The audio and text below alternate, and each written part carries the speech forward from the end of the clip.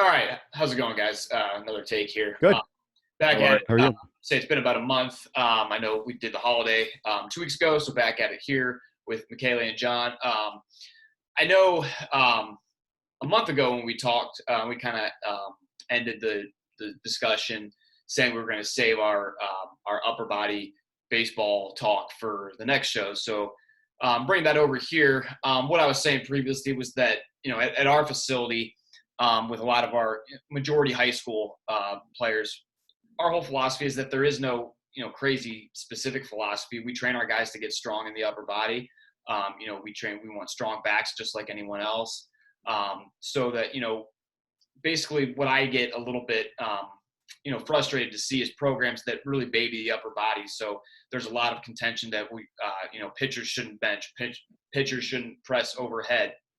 Whereas our guys have never really had a whole lot of issue with it. And then when you go out there and you throw 70, 80 pitches at that speed, we talked about it, Michaela, the numbers you had put out where if your shoulder were to keep rotating around that spin, it would go 1,000 to 1,200 degrees in what was it, in a second. A second per second. So yep. The kind of force behind that has got to have some some base behind it, some meat behind it, some strength. So we want our guys to do what they're comfortable with. So we'll press overhead, we'll bench press, we'll do all kinds of variations, sometimes reduced range, but whatever our guys are comfortable with, we want to load that tissue up.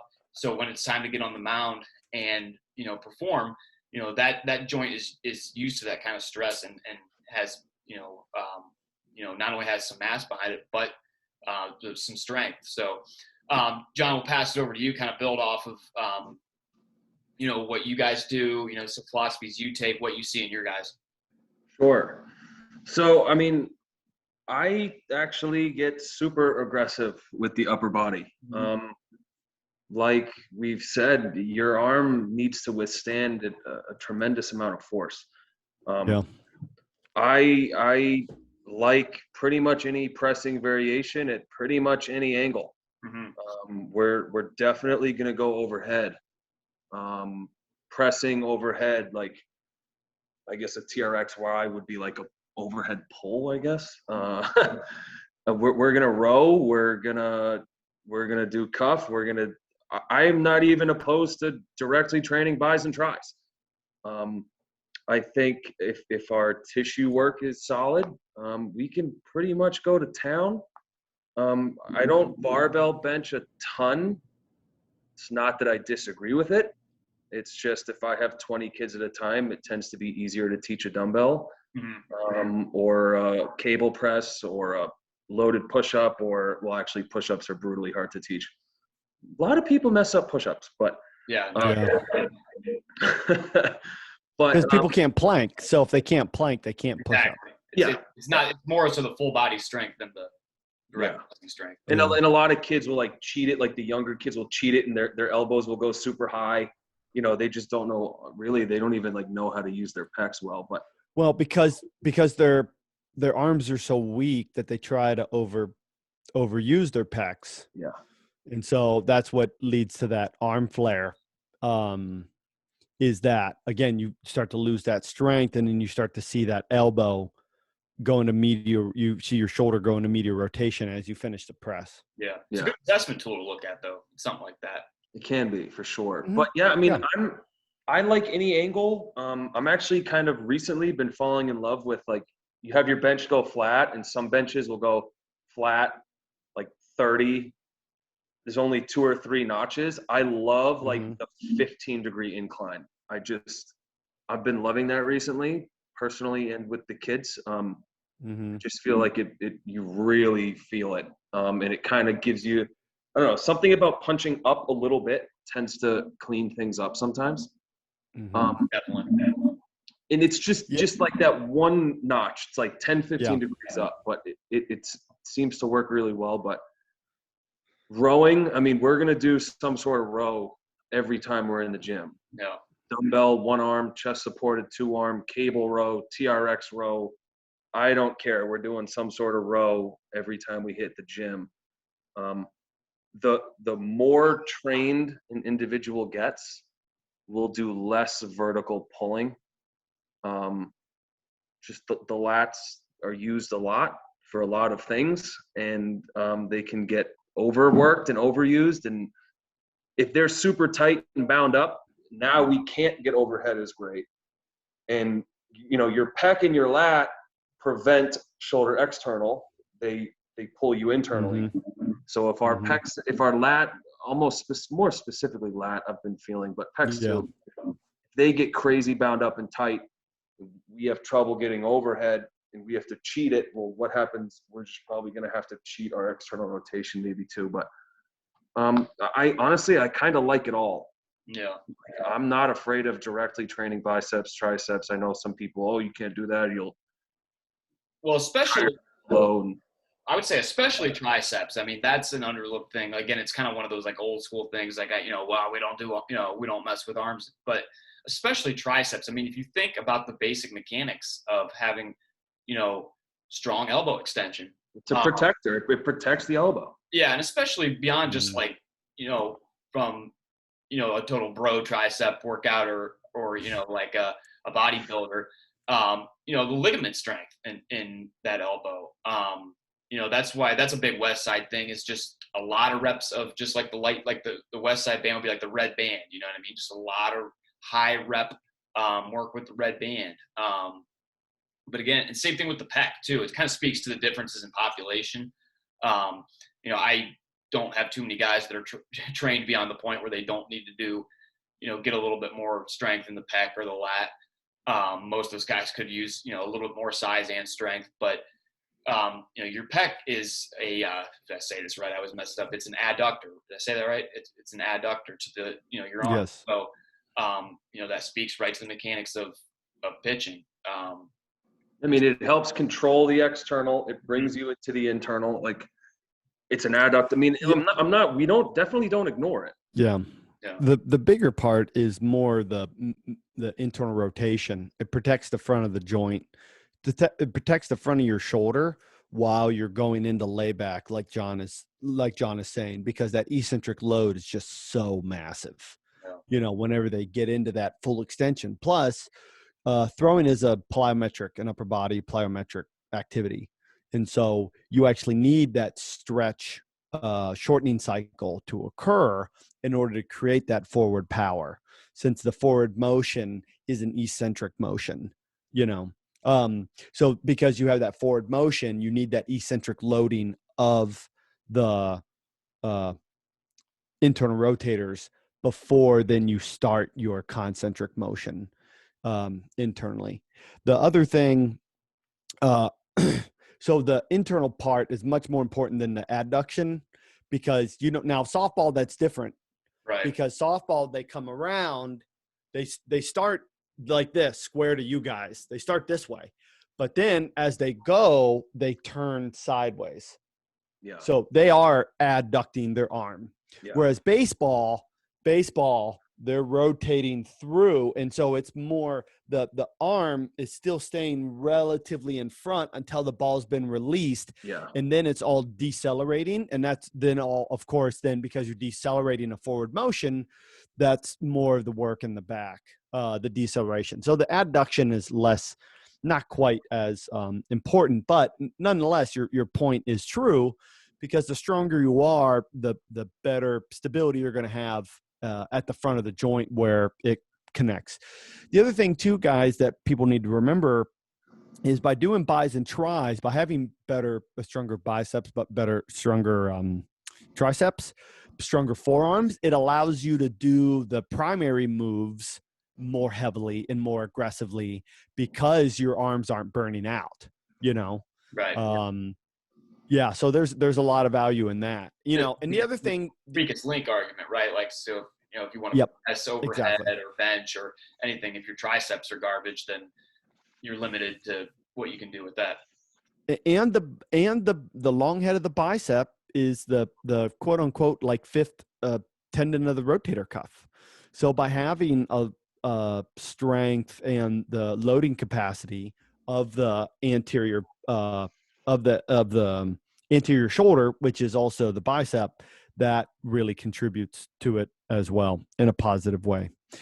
And then the only other thing too, and I'll let you guys resume, is that, yeah, Mike, the thing is, it's not that kids can't be stronger, because it's like we talked about the last time we all got together a month ago. It's like, even in John's case, you almost never run into a dude who's too strong, in almost in any metric. The point is that once you establish a certain amount of strength, then the lats become less important, and the urgency to improve upward rotation, to improve strength going over pressing overhead becomes more important than pulling from overhead.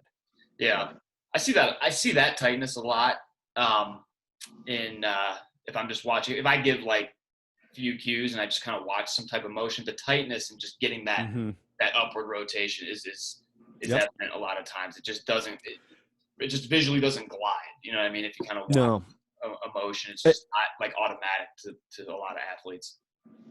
And the problem then is perpetuated. The reason why we care so much about that because we're not cricket players, right, John? We don't throw from up here. Correct. The point but we is, do though, decelerate from up there. Yes. And because you don't finish when you release the ball, you're not still upright. You are bending forward. Yeah. As well, the other thing is that you need upward rotation. So what we do is we try to improve that upward rotation. And then even if you're here, you still should be in upward rotation. You should not be in downward rotation, scapular downward rotation, when your arm is up at this like 80 degree, 90 degree level, depending on your arm slot. So that's the other reason too why it's important. Yeah. And you're going to get lats too when you deadlift. Anytime you stabilize your spine, you're going to get lats. Anytime you do rows, you're going to get lats. You're going to get it. It's just not, but unless you're doing pressing, exactly, John. So Mike, unless you're pressing overhead or you're carrying overhead, you are not getting and push-ups and bench. So push-ups, bench, pressing motions that way, this way, that way. That's the only time you get serratus. Yeah. Forward press, vertical press. Yeah. Yeah. So that's it. And so that's why it's so much more important. The other thing too is that because we live on Earth and there's gravity, you are being accelerated up. So we develop tension in our lats, stiffness in our lats automatically because gravity is always pressing.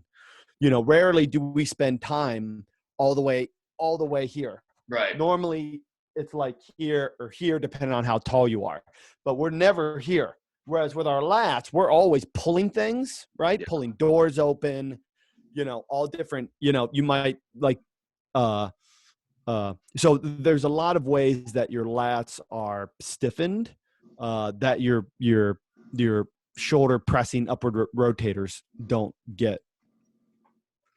Yeah. So a big one for baseball that for anyone really, but especially baseball. John, if you guys have access to any of these, you don't really need special equipment, honestly, but is the landmine variations. So we have the one landmine, and then what I really like, just it's almost a really automatic kind of feel for that upward rotation, but is that Viking press. So is the landmine, and then if you've seen that, but the two double attached, the two arm attachment, yeah. It's just very easy to get them in position and just kind of feel getting that full extension and that upward rotation. So I like those a lot, as whether you could do it as a main movement for low or as an accessory, but that's one I've been liking a lot. I've never played with that. I've never had one. I've always just had I've had a couple like two arm, but the handles are super close. It's more of like a row, like that one, the classic like a T-bar kind of thing. Yeah, it's like a bent over row, but with the landmine. That's really the only attachment I've ever had. The only other thing that you have to be careful with is with the landmine is because of the force, kids really want to get into that thoracic extension as they press. So if they don't have that serratus strength, or they're just not, they have a control issue, you really have to cue them to use their abdominals to stay stiff, to stay stiff forward. So as they're pressing, they're actually pushing from their serratus, instead of as they start, they come back like that. And now it's just a bench. Now it's just John's 15-degree bench press. Yeah. So that's that. Yeah. I was just going to say, similar to even just strict overhead pressing with a bar. Yeah, and so that's really good because I mean, you still have to have a Yeah. good Well, we see posture that and same be kind of like extension, you know what I mean? Basically, that's yeah like the same thing. It turns into a big incline bench if you're not. yeah yeah. But it's easier to teach people because the weights are here and you're pressing here, whereas that damn landmine, as soon as you Yeah. start loading it, people want to start doing this. People want to start here instead of using their legs, Mhm. pressing that way. They do that. Yeah. It's like the weight pushes So them backwards, which is like kind of the point when you use a landmine with a leg exercise. Like it's supposed to sit your butt back. But like yeah, on an upper body exercise, it's like you actually kind of want to lean into it forward. exactly. Yep. Yeah. So it's just like anything else, it's got its cues. But I specifically targeting the upward rotation we were talking about. I it's kind of almost automatic to drive through that thing. So slowly adding that in for a block has been pretty good piece for us. And I Yeah. like no, go ahead, Michaela. No, go ahead, John. You go. I was just I'm talking here about every. like making sure that those shoulder blades are moving. It's like when you write your warm-ups, I mean, even if it's like a leg day, we're going to do upper body reaching, whether it's forwards, across, up. We're reaching Yeah. somewhere just to keep those shoulder blades moving, even if it's like a leg day and it's like, well, why am I warming up my shoulder blades for a leg day? It's like, well, it's a Because you're movement a we need baseball to be player. super good at. Mhm. As Tell him, yeah, go John. ahead. Tell him again your cue about shoulder blades. How do you cue it? Yeah, so What do shoulder blades move? wherever your humerus, like your bicep tricep bone goes, is where your shoulder blade needs to go. So Mhm. like if I'm going Preach. over, like if I'm going up, Preach. my shoulder, I'll do it left arm. Maybe we can see my shoulder blade. As Yeah. my left arm goes up, my shoulder blade should be crawling Yeah. up into See my that? armpit too. See that? Stay there, John. Stay there. Stay there. Do that again. See that thing that's sticking out of the back of his shirt? See how it's angled now downwards? You see some lines in his t-shirt behind him stretching? That's his scapula going into upward rotation. John, pull down, activate down. See how that just went backwards? See how that's going backwards? John, stay in downward rotation. John, stay in downward. Do it wrong. So if you activate your lats, you kind of squeeze there and then just push your arm up overhead. Oh, go Then up, what ends bro. up? Yeah, go ahead and go up. Yeah, do it wrong. There. See how his blade isn't moving? Whereas now, fix it. Yeah. So see now how his blade moves so much more. You need good. That's good, John. You need 60 degrees of upward rotation. So think about if you were using your protractor, right? So 60 degrees is 45 degrees would be halfway between 0 and 90. So 45 would be at least halfway. That means it has to be more than halfway. So that means the bottom of your shoulder blade should be more to closer More to parallel to the horizontal than it floor. is. Thank you. Yeah. So that's how much motion that you need to be able to get.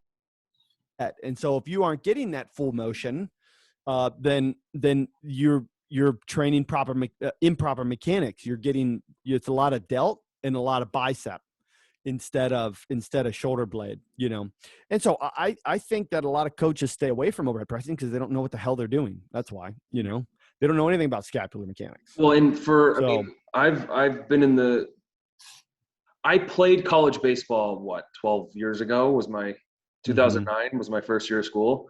And we were taught everything was down and back, shoulder blades down and back, yeah. down and back, pinch Yep. them down and back. And it's like, well, that's Yep. the exact opposite of upward rotation. Opposite. And then if you want to think about like what actually happens when you throw the ball, like we're going to get people saying, well, why is this so important?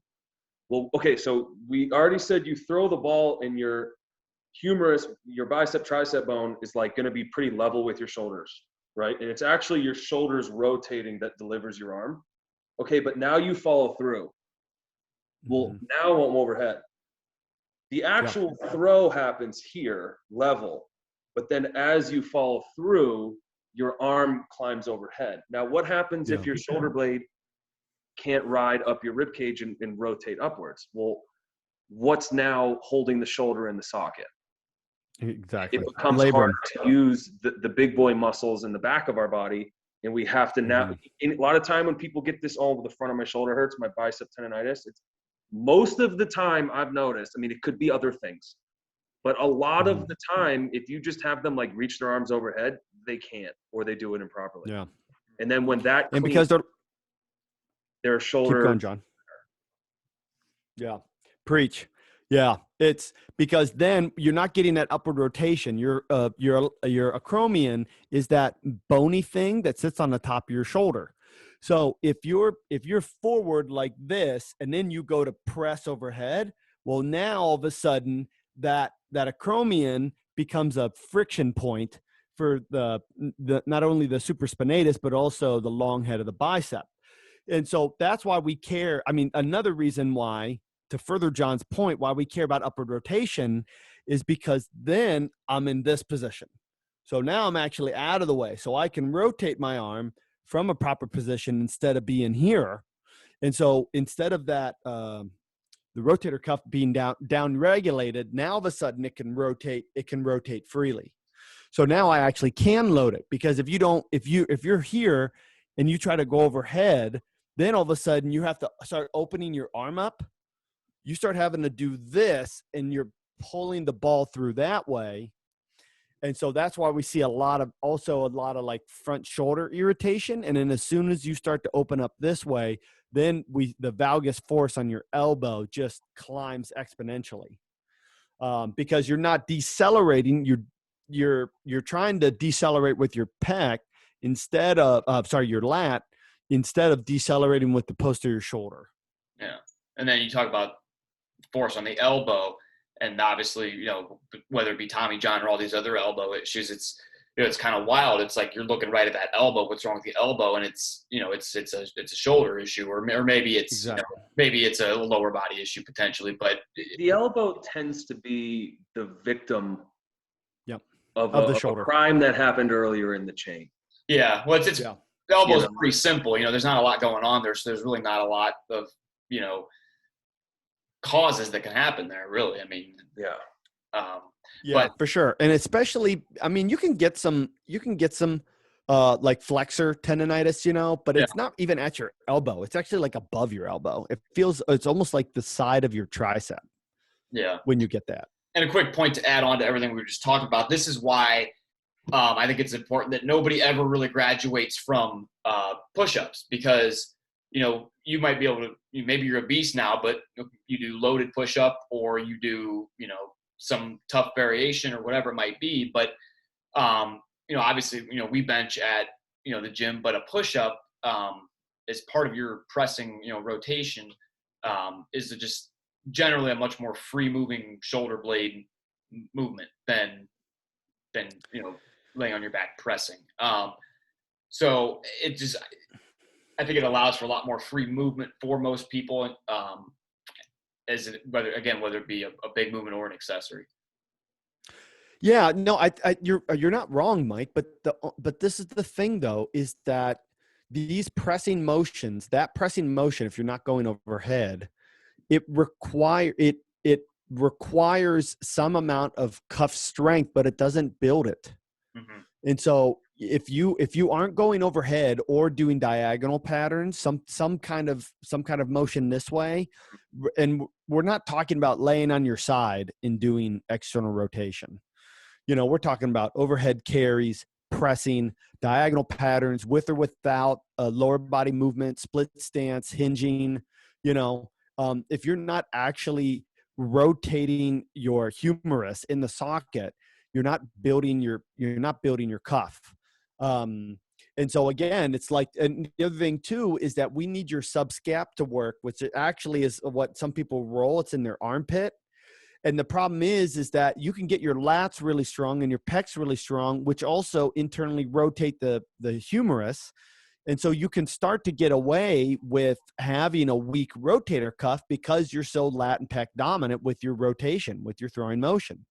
So teaching people how to create that rotation, but staying overhead, doing different exercises, that allows them to build the strength of the cuff itself, while by being up here, you take out the pec can't work up here, and neither can the lat.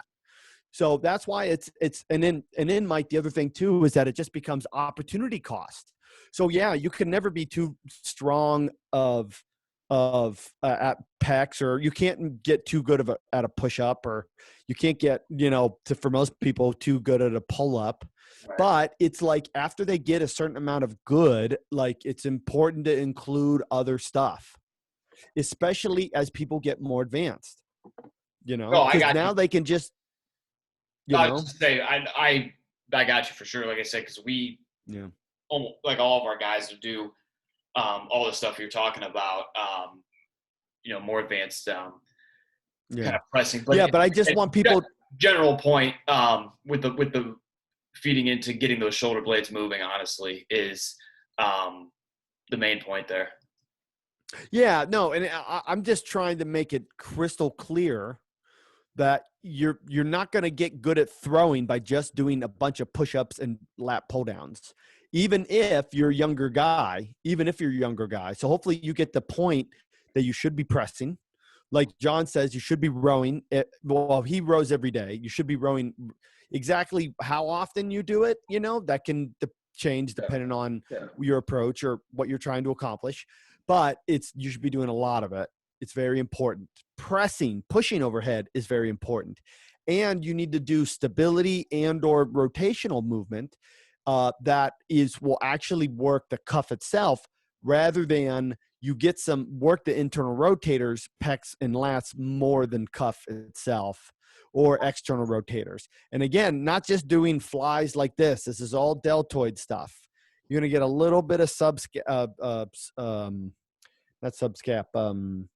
supraspinatus. You'll get a little bit by doing this, but not that much, man. You're actually and on top of this, John, what does not really occur below 90 degrees of shoulder elevation? You don't get a whole lot of shoulder blade move. Now, that's actually maybe the one exercise I've never put in a program for a baseball player, is like traditional delt raises, like pick a direction. It's just, I can hit the shoulder different ways. I'd rather hit the cuff more than the delt more. The delt is we'll do posterior delt. We'll do pull aparts and face pulls and all that stuff. But we're going to get a lot of delt by pressing. I don't need to hit it by doing a boatload of flies. And what part of your delt do you not hit when you press overhead, John? The posterior. And that's why he adds it in specifically, whether you're doing cables, face pulls, like John is saying, or I'll even do band, on a bench. I'll do cable, I'll do face pull, I'll go down to up 45. I'll go. I'm actually falling in love, instead of the band horizontal, where like you take the band in front of your face and you pull it apart. I'm actually loving you stand perpendicular to the cable machine and pull this way. Because now this is the hard point instead of on the band pull apart. I don't know, like the force resistance on the band pull apart, like kind of. There's definitely a better constant tension on a cable. I think psychologically, I mean, obviously you can sit there and yell at the kids, but they'd only go so far. I'm sure a lot of the kids grab the band. It's just it's just kind of out of control. The cable. Well, and then they start doing this, and they start doing this. It's like guys. The other, slack. I do like earlier in the fall, like face down prone on a bench, because I can put my hands on them easier to make sure that they're moving how I want them to. But once they show that they can do that well, I kind of want them standing. The other nice thing too about using a cable rather than relying on the band pull aparts is that you can start to get a little bit of thoracic extension. We're so focused on anti-rotation anymore that we don't encourage or allow for, I lost my train of thought. We don't allow for any thoracic rotation. It's all coming out of the hips, if at all. or it's Now, just this anti-rotation. is where I'm starting to get more into my training too. It's like on a typical upper body day, it's like we'll have a press, we'll have a horizontal press, a vertical press, Yeah. we'll do a row, we'll do like a horizontal pull, whether it's a face pull or a cable, whatever. And then like, dude, we're doing a ton of med ball rotation, landmine rotation. I've actually started to do not that I didn't do them before, but much more like speed band rows or cable speed rows with the rotation. And baseball is such a rotational sport. Like we're talking about shoulder blades and blah, blah, blah, but baseball is rotation. And it's not just rotation at the hip, it's rotation at the thoracic, it's rotation at the shoulder, it's rotation everywhere. It's rotation at the cervical. Like you have to be able to rotate everywhere. And so and like, you can't put in too little rotation. And that's why, Mike, I lost my train of thought. Shit. And that's why the other thing, I remember now. That's why we see really good players who aren't our biggest and strongest guys. Really good throwers. Rotate phenomenally. Yeah, but they rotate like mofos. The other thing too is that by adding rotation into these movements, you allow for better eccentric loading. And so I wonder, John, if like guys that are getting like oblique strains and stuff. Now, sometimes guys just get hurt, but so you know what I mean. You're not going to fix all. Yeah, I know, right? Jesus, I know. We finally got Plesac. Did you hear how he got hurt? No, Plesac. He's a hothead. He was mad after a start. He ripped his jersey off and threw it down and broke his finger. Attaboy. Yeah, that's why you always punch with your non-throwing hand. He could have pitched if it wasn't his throwing hand. Yeah, exactly. Like but of course, it was his throwing hand. Yep, sure was. Well, I did read that story. Yeah, I've been following. Yep, sure was. Because he was like in the news for something else, and I read that. I'm like, this guy's.